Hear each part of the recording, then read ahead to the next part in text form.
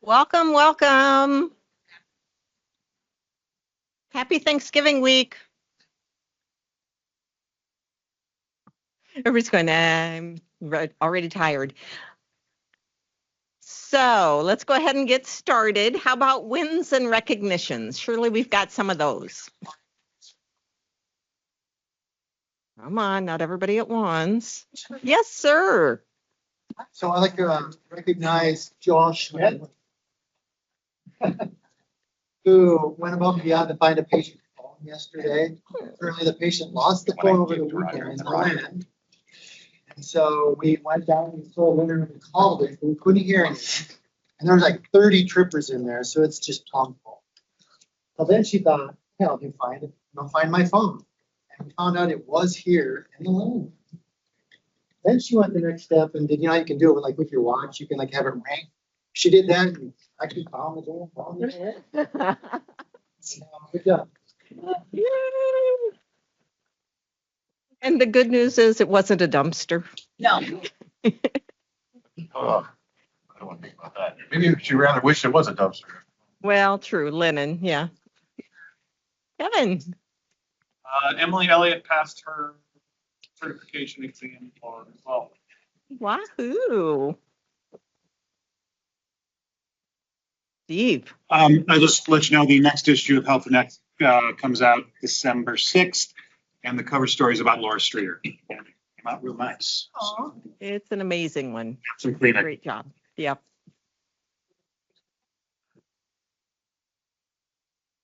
I want to announce, this is Hannah McKenna's first management team meeting. She's been promoted to our learning and development manager, so please welcome her.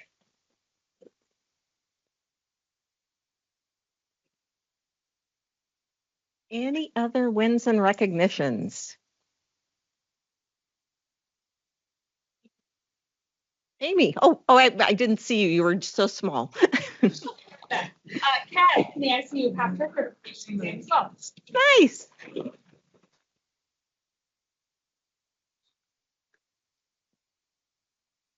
Anybody else going to dance so that they can do a win and recognition? All righty. So I think we'll get started with turning it over to Zach and Ben for cybersecurity.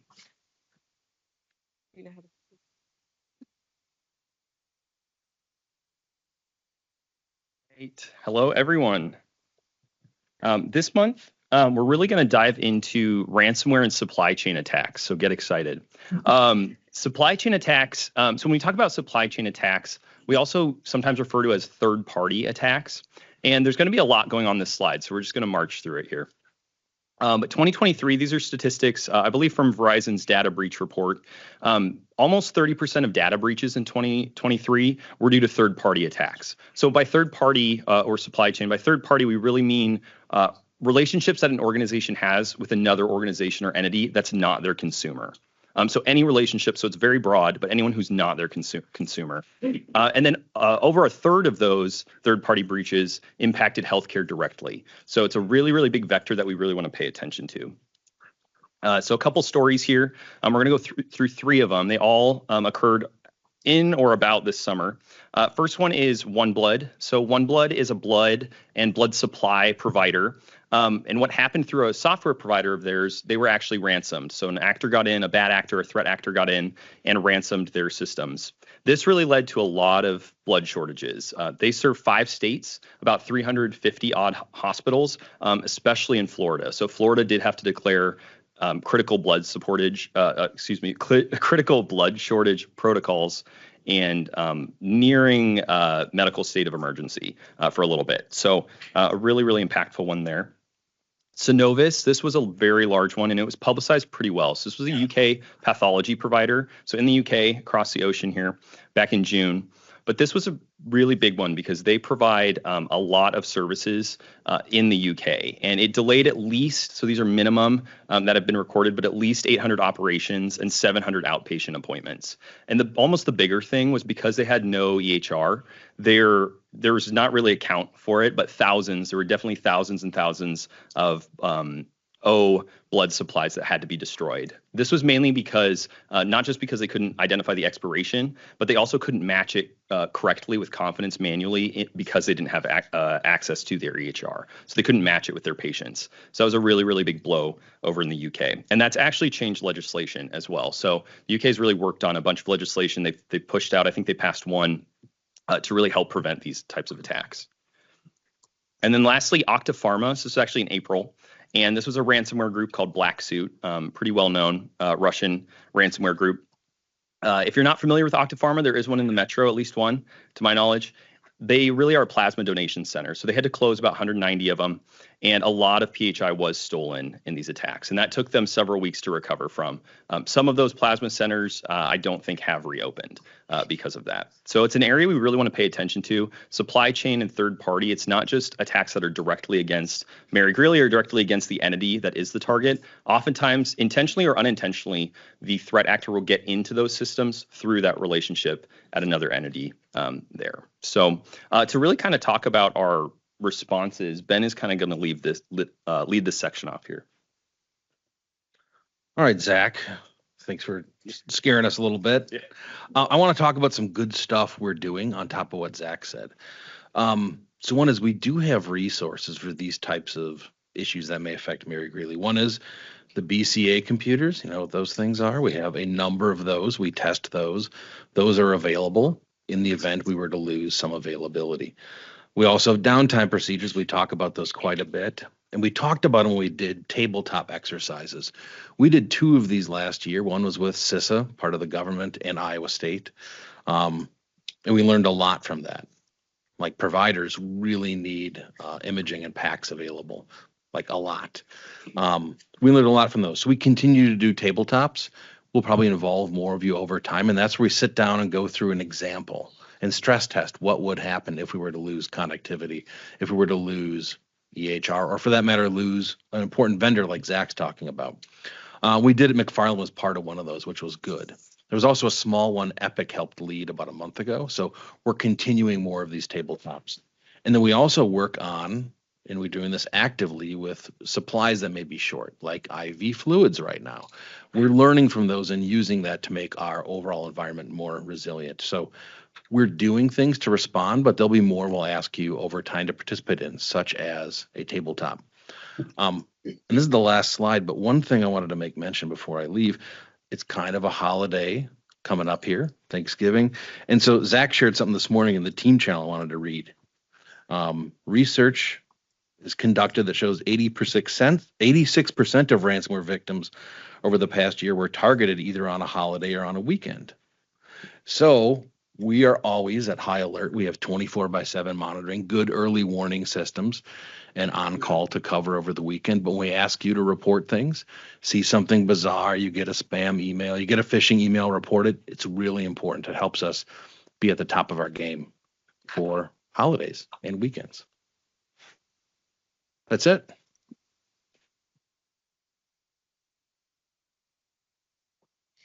Hello. You good?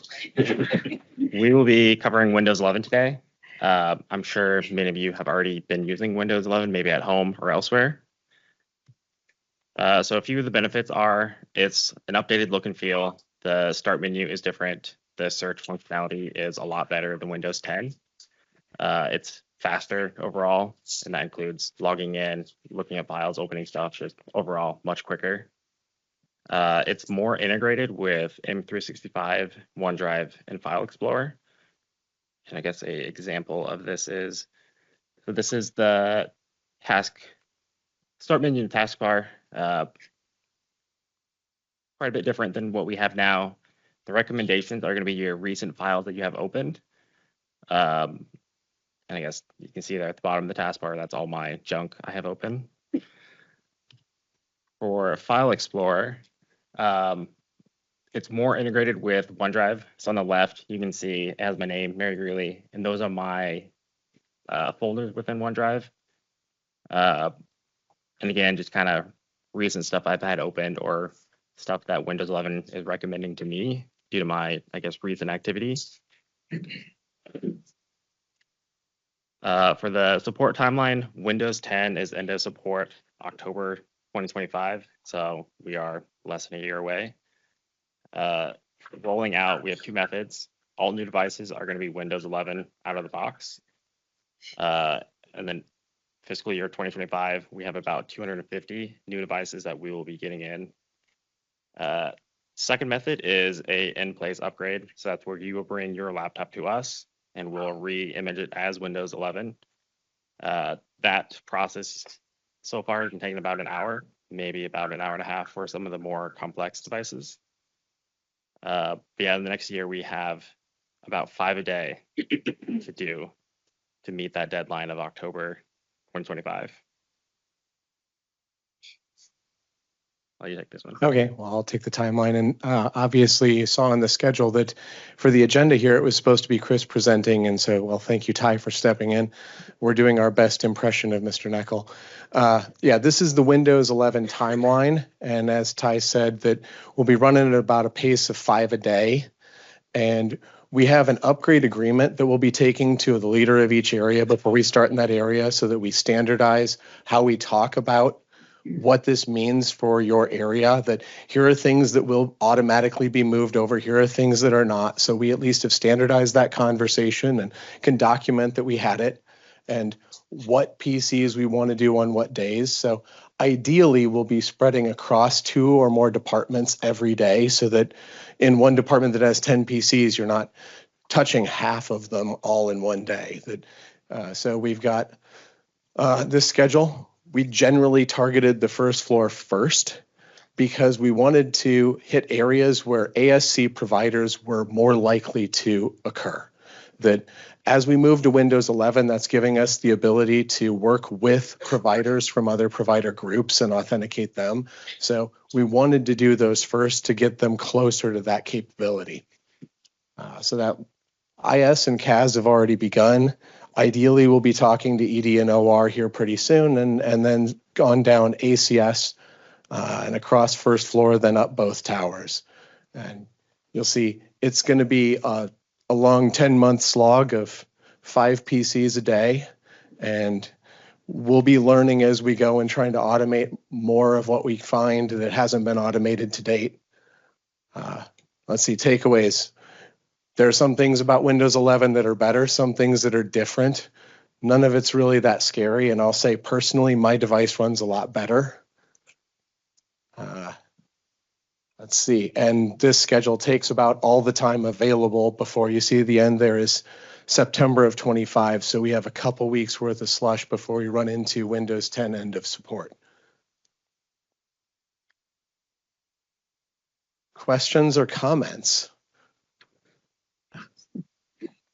What happens at end of support? At end of support, we can't get patches anymore, security patches. So we can still run them technically, we're entitled to, but if we can't patch it, I would have to bring Zach and Ben down here again. That we really should be doing some other form of security, like complete isolation of the device if it's something that we can't upgrade for whatever reason. I'm sure we'll run into those that are going to be more challenging, but at least this is the direction we're heading, and we can share the schedule with anyone that would like. Actually, I could send it out to the entire management team so that this is the proposed schedule. Obviously, it can change if there's a reason to change something, but wanted to move as much toward the front for the ASC as possible. Yes. Oh, sorry, Rhonda. No, go ahead. Like patient rooms, are these the computers in there too? Will that impact like what rooms to keep open during that time? That's a great question. And that kind of varies floor to floor because we do have the VDI devices in many of the inpatient areas. That VDI devices don't appear on this timeline, but it will happen at some point along that timeline that we switch all of the VDI from Windows 10 VDIs to Windows 11 VDIs. Now, that'll happen more in big groups where we're not actually having to touch the device. That's one of the benefits of those zero clients that exist in those inpatient settings. But all the physical real PCs are the ones that are on this schedule. Kind of want to wait until we get a ways down the road with those physical PCs and people are more used to Windows 11 before we flip over the VDI environment because that gets to be a little of a big chunk. And I assume for like staff education wise, you guys will push that out and tell them what would be different if anything. And would be loving to have any input on that. That's why having VDI go later is really to our benefit, because we can be through those first several areas and go, okay, now what did we learn and what do we need to communicate? That if you go down to Best Buy, they're going to sell you one today and expect you to figure it out. Now, do we want to do that? No, but do we want to create a book of 12 pages or 24 pages of documentation that no one's going to read? Not that either. So finding that happy medium will be things we'll be looking for leaders in those areas to help us collect feedback to do. This is more related to the security part of the first section. I know you want us to report like phishing emails and that kind of stuff. What if we're receiving occasional emails that they say, we received a request for a single-use code. If you didn't request this, you can ignore it, but you're getting it like once a week. Is that a concern?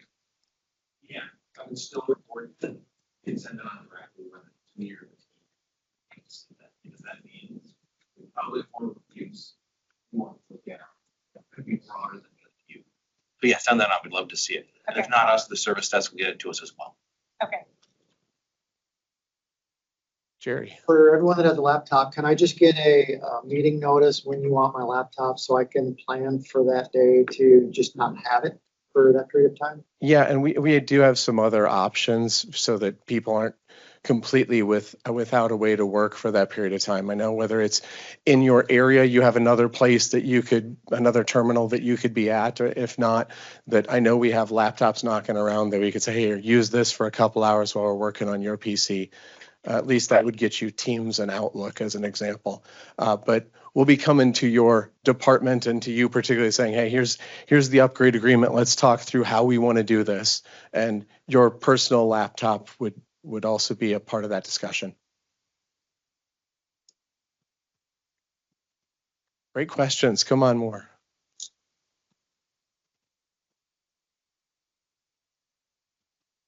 In absence of other questions, I will defer to the MC.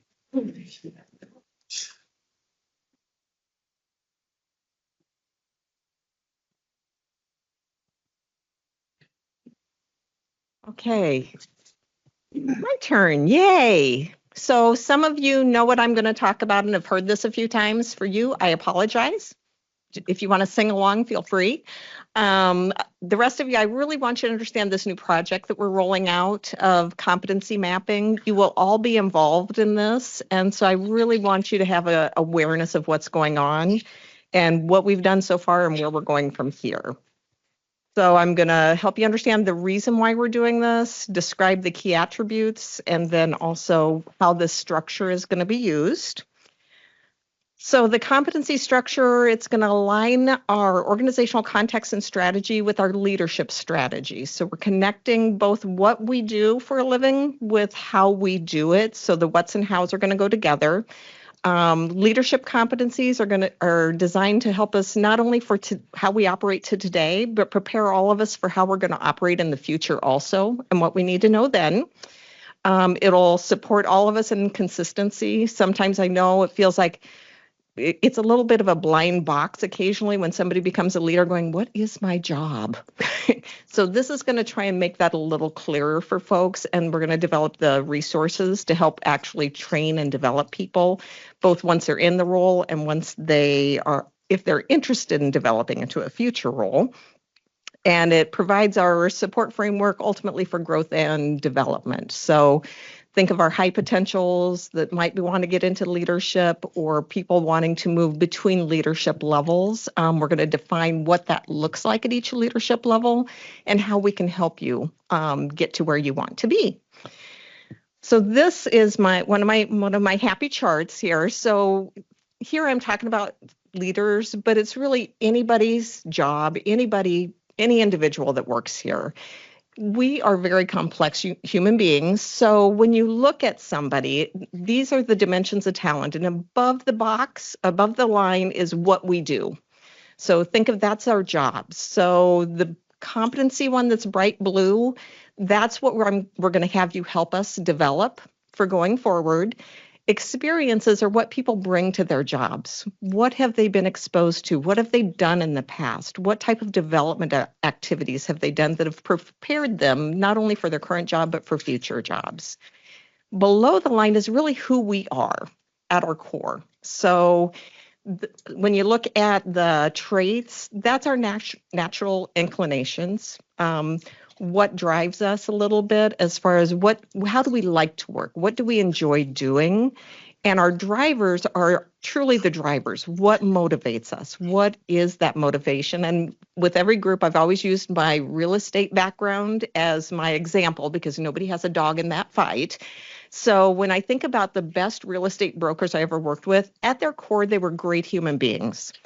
But when I look below the line, their traits, they were very competitive people. They loved to compete. They loved to win. That was one of the things that really was fun for them.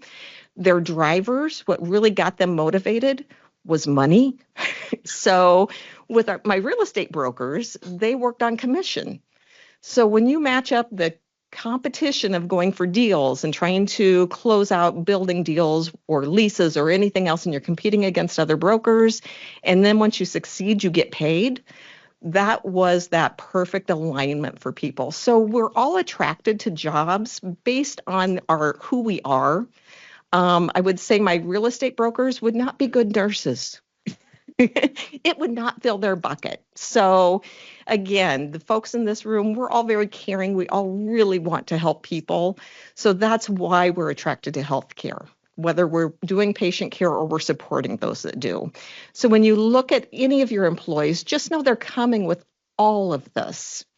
This is part of who they are as an employee, and they bring all of these skill sets together.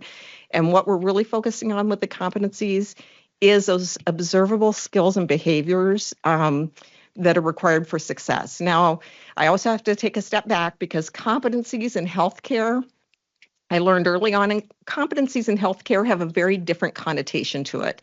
So this isn't about, can I do Foley cares? It's not the skill-based competency. These are behavior-based competencies, more of the hows, but they are observable. We can develop these things, and we can help people succeed. So a little bit, where does this take us to? So it's the entire talent life cycle is informed by our competencies. So as you see the competency in the middle, it informs what's a job description? What's required of this job in order to be successful? When we go to hire, how do we know if we're interviewing the right people? Are we asking the right questions to make sure that we understand not only what they bring, but they understand what the job's going to be, so we describe it well and we don't have that mismatch between, well, when I interviewed, I heard this. Now that I'm here, I'm feeling this. So we have alignment there. And then it's the entire employee life cycle, from the onboarding, to performance, to development, to succession, all the way through all of this. The competencies then help build that foundation for all of us as we continue to grow and develop throughout our careers. So what are we doing? We're identifying leadership competencies for all of our leaders. Now, these competencies can be done for every level of employee. It's not just for leaders, but like with everything else, we want to start with a smaller subset and do it well before we just bite off everything and say, okay, we're going to do it all and then not do it well. So we're going to develop the core competencies for the CEO role, the VP role, executive directors, and managers. So with that, we develop the context of what is really required at each of those levels, which really isn't something we've done a great job at, I'll be honest. This is an opportunity for us to improve as an organization and to help everybody improve themselves also. We're using a product called the Korn Ferry Leadership Architect, and I have had the question, where did Korn Ferry come from? It's not an Iowa joke. It isn't. It's the two guys that built this leadership development company. And so if you've ever tried to name a company, that's not an easy thing to do. So they just use their last names. So that's why it's Korn Ferry. I did look up some, images of Korn Ferries. Yeah, it just didn't feel right. So, but it is a research-based framework. It's not just two guys that sat in their, mother's basement and said, okay, here's what we think leadership competencies should be. It is based on research. It's based on 360 feedbacks. They're doing a lot of this, and it's a global. Their framework is a global. It's not just in the United States, and it's not just with healthcare.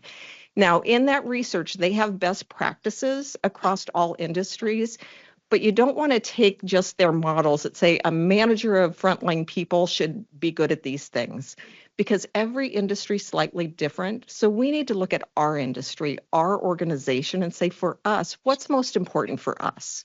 So that's the context that we build when we're getting into doing these assessments of identifying the most important competencies. So what did we do? Well, we took a little bit of a risk, and we're starting with the CEO role because that feels really safe. Not. So when we're talking about the CEO role, we're not talking about Brian Dieter. When we're doing the competencies on the CEO role, it's the job. And it's looking at the job not only for what that job needs to do today, but what's required in the next 3 to 5 years. So what does success look like? What are those competencies that will help that person lead this organization into the future and do it really well? And yes, we could just use a picture of Brian, but we're not doing that. We are actually going through the competency process. And when we do these processes, so we're going to do this for managers, we're going to do this for directors, we're going to do this for every level of leadership. And what you do is you do competency panels with different perspectives. So for the CEO role, what we've done is the board of trustees did this competency card sort that I'm going to tell you about to identify from their perspective, what are those top 12 competencies that are most critical for success in a CEO. Then we also had the senior leaders that report to Brian did this. We got a group of physicians together. From their perspectives, what's most important. We have leaders. We've had one group of leaders already do this. We have another group next Tuesday doing this project again. And then our frontline staff, we use the EAC. What was the EAC's opinion of what's the 12 most important competencies for a CEO? So the reason I'm explaining this is you guys will all have an opportunity to play, and your employees will have an opportunity most likely to play a bit too. So you will be invited into being part of these competency profile assessments. They each take about an hour for each level that we're doing. And we only do one level at a time because it does get a little exhausting. Okay. So I already went through the context. So yeah, current context, that's our organizational profile. What should Mary Greeley be ready to deal with in the next 3 to 5 years? What's happening in the industry? What's happening with Mary Greeley specifically? And that the ultimate goal of these assessments is truly identifying what are those top 12 competencies across all those perspectives that are consistent, that are the most important ones for success into the future. And then how do we support the people in achieving those success in those competencies?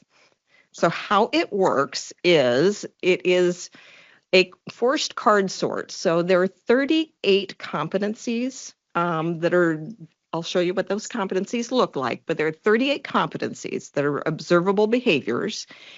And we have in the sorts, there are 3 piles. There's critical, most important, mission critical, that's your top 12. Then there's things that are important. And then this one says nice to have. I don't use that card. I use less important, because I would tell you 2 things. Out of the competencies, once you get involved in this, you won't find any that you think, well, that one's crap. We don't need to do that. They're all important.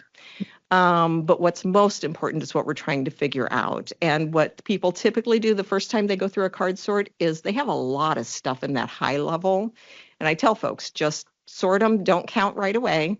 And then once they sort it out and they realize they have a whole ton of stuff over in that group that's only supposed to have 12, then they're forced into prioritizing. And what truly are those most important 12 competencies? Okay. So what does a competency card look like? It looks like this. So each competency has one of these cards, and at the very top it describes what is the competency, ensuring accountability. That the bullets below that describe what it looks like when it's done well. So for this one, you can see what it looks like when that's done well. What we do at the beginning is importance competency sorts. So we're not looking at individuals. You have to block out who's a manager, block out who's a director. You think about the job that we just talked about in the role, and it's what's most important for success for that role. The backside of the card, we don't use in the importance sort. The backside of the card is what we use if we're doing a performance sort. If I'm doing it on myself to go, okay, I now know what's expected of my level. How do I think I'm doing? And I can do this for myself and go, okay, where am I at? Or, Amber could look at it and go, okay, so where do we think we're at? We can also eventually incorporate this into our 360s. So we have a little bit more robust 360 that actually feeds into development. The backside of the card will tell you and describe what it looks like if it's an overused skill. We can have strengths that eventually become so strong, they become a weakness. They get in our way. So you can understand what that looks like when it's too strong of a skill. And if it's less skilled, if it's something that we can work on and develop. Okay, so again, front side's all we care about with these importance sorts. It's not about individual performance, and it's not thinking about an individual in that role. This is the lovely placemat that really describes all 38 competencies in it. And what you'll see is there are 4 factors of competence in here for our leadership architect. Factor 1 is thought. So understanding the business. Under each factor, there are 3 categories. So under thought is understanding the business, making decisions, and creating new and different, so the innovation. And then there's so the below each one of those is one of those competency cards that you're going to be able to look at and decide what is most important. So there's thought, results, which is obviously separate from thought, people, so how do I interact with people and get people to follow me and help me and do what's needed for the organization. And then how do I manage myself? When things are stressful, how am I dealing with that? How am I coping and getting through that? And how am I building my own resilience or whatever else it might be? So there are elements of all of these that we all need in our jobs, and different things are important to different levels. So when you go through a competency card sort for a manager, directing work and aligning work is going to be really, really important at that manager level, because you're making sure people know what they need to do on that day-to-day basis. At the CEO level, it's more about driving the vision and driving to results, not about the individual. The CEO that doesn't go out and hold every individual accountable for results. It's building the vision of where we're trying to get to. So that's where it's really important that we understand what's expected at each level so that we can identify what competencies folks need and then support them in their growth and development as they continue their journey through all their career path as far as their leadership development. So next steps. You get to play. I know you're all excited. I can tell everybody's wide awake and going, yay. So right now we're finalizing the top 12 competencies for the CEO. We'll have that done by the mid-January. By the end of February, we're going to have the top 12 competencies for each leadership level developed. So there will be a lot of sessions going on and facilitated to develop these. And then by the end of April, we'll be incorporating all of these competencies and the structure that we built, this model that we built. We'll be building that into all of our growth and development programs. So don't think of development the old-fashioned way of, well, development happens when somebody's not doing something well. That is not what this is about. This is about helping everybody be absolutely the best they can be and get to wherever they want to get to, and helping them succeed and making sure that we have the structure and everything in place here to support everybody with that. So with that, questions? Everybody's riveted, I can tell. Okay, well, now I'm going to entertain myself at this point. So I'm going to share one of my favorite Thanksgiving leadership lessons, and it's about planning and implementation that went interestingly. So, Tim, can you help me play that? And I think I hear something now. The crowd is moving out into the parking area. And, oh yes, I can see it now. It's a helicopter. And it's coming this way. A helicopter? It's flying something behind it. I can't quite make it out. It's a large banner. And it says, Happy Thanksgiving. From WKRP.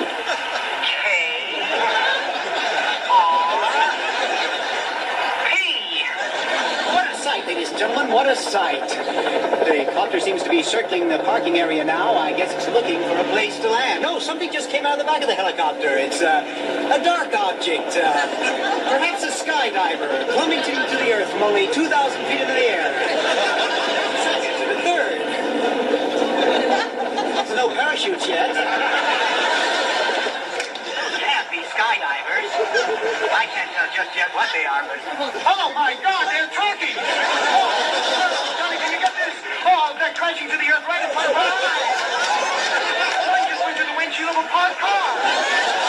This is terrible. The cars running around, pushing each other. Oh my goodness! Oh, the humanity! People are running about. The turkeys are hitting the ground like sacks of wet cement. I don't know how much longer the crowd is running for their lives. I think I'm going to step inside. I can't stay out here and watch this any longer. No, I can't go in there. Children are searching for their mothers, and not since the Hindenburg tragedy has there been anything like this. I don't know how much longer I can hold my position here, Johnny. The crowd. Les, are you there? Les isn't there. Thanks for that on-the-spot report, Les. For those of you who just tuned in, the Pinedale Shopping Mall has just been bombed with live turkey. Film at 11.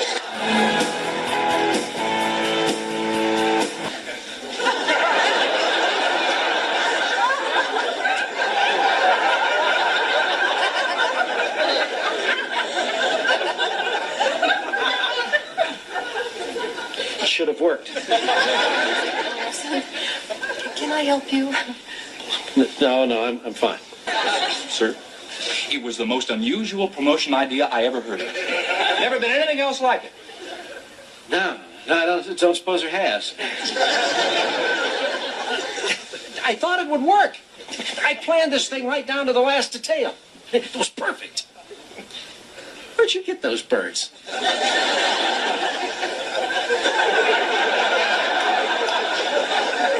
Les, are you okay? I don't know. A man and his 2 children tried to kill me.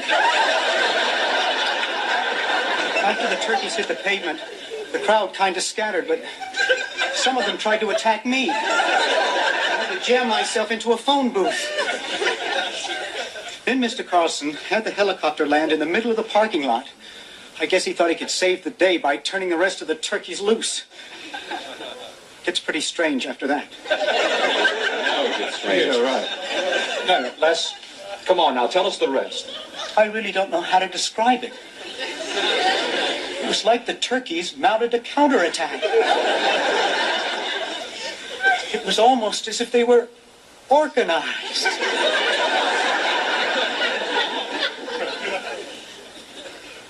As God is my witness, I thought turkeys could fly.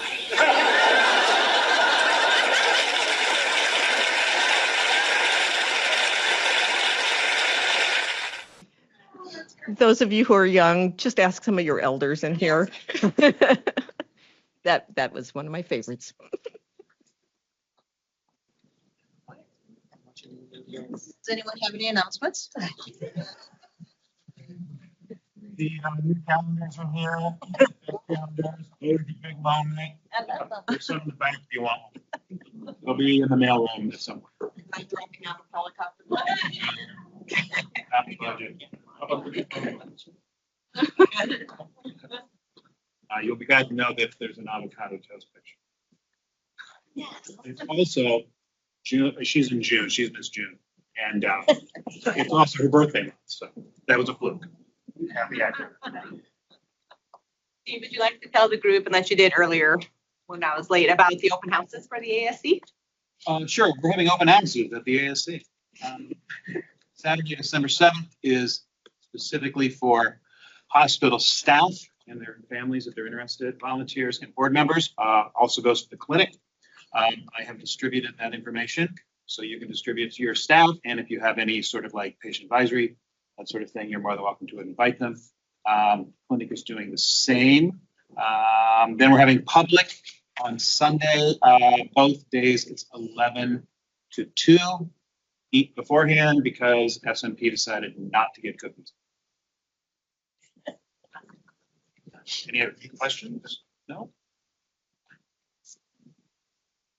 Cool. There's actually, we also have content in the upcoming issue of the magazine about the surgery center, including a really nice Q&A with Brian. And Josh has done a walkthrough video. So if you can't make it, you got that as option 2. I'm going to stop talking. Other announcements?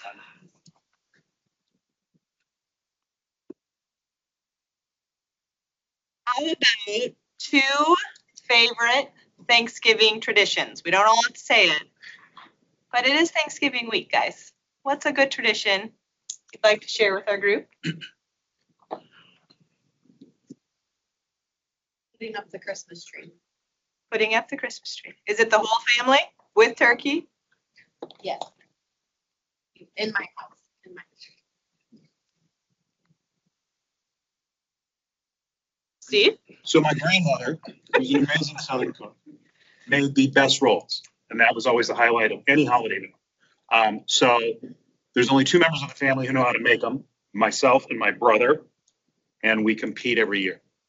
He typically wins because I make an entire meal and he only does that. But they're still amazing. And I have the pot she made them in.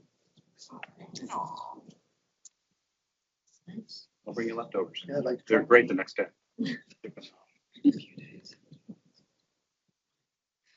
Something fun in my family this year, I was telling Jerry earlier. So my parents divorced when I was in 5th grade, long time ago. They haven't really ever got along. This year, my mom invited my dad to my house for Thanksgiving. And I'm thankful for that this year. And so I really want to take that as like, okay, as I look into the holiday season, I'm sure we're all stressed. My list is 30 plus pages long. I'm sure yours is too. But take time to reflect on those things that maybe have been the same way forever and ever. And maybe there's a little bit of change and see the positive in that change. And really just make sure you express your thankfulness for those colleagues that you work with each and every day. That's why we all come back here, right? Every day. So please take this week and the holiday season to express your gratitude, your thankfulness for each other. I'm certainly thankful for all of you.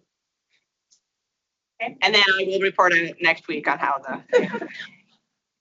I wanted to do your home coverage. All right, thanks guys. Happy Thanksgiving.